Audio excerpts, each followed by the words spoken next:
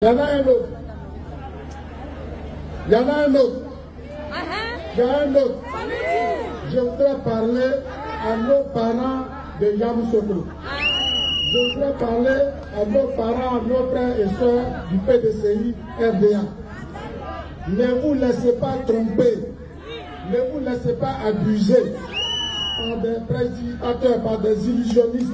Il ne faut pas vous laisser tromper, il ne faut pas vous laisser perturber. Le président, celui qui a été élu président du PDCI, a violé le consentement des militants du PDCI. Il a trompé les militants du PDCI. Il les a trompés. Il a abusé de leur confiance.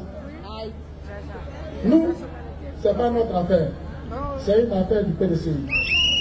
On aurait pu dire, comme à quelqu'un qui vient d'arriver, on dit que pour être candidat du PDCI, il faut avoir 10 ans de présence au bureau politique.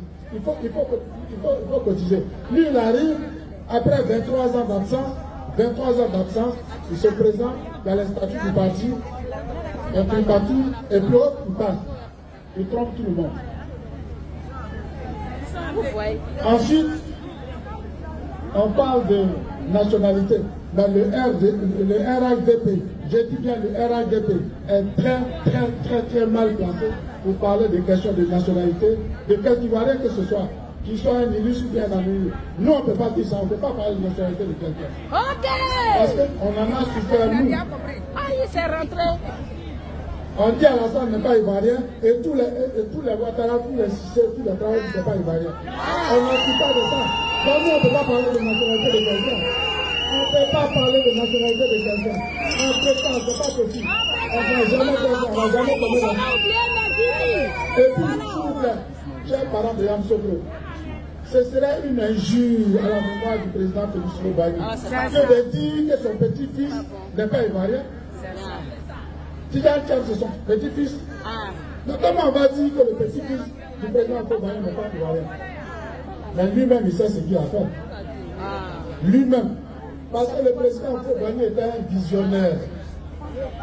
En 1961, le président Lobani a pris une loi qu'on appelle Code de la nationalité. 1. Pour constituer le corps des Ivoiriens. Ceux qui vont constituer les Ivoiriens. 2. Pour éviter que des gens quittent ici au gré de leurs intérêts, ils aillent prendre la nationalité congolaise un jour, la nationalité française un autre jour, la nationalité américaine un autre jour, au gré de leurs intérêts.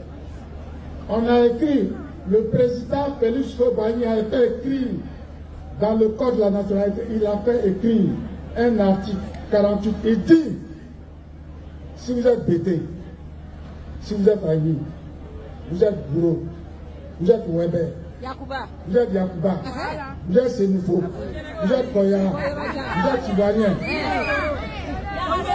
Si vous allez prendre la nationalité d'un autre pays, la France, les États-Unis, le Gabon, le Tchad, si vous avez fait ça, j'ai dit bien, vous êtes à Tché, vous êtes à Ben, vous êtes tout ça là, vous êtes Ivoirien. Mais si vous allez prendre la nationalité d'un autre pays, vous perdez la nationalité ivoirienne.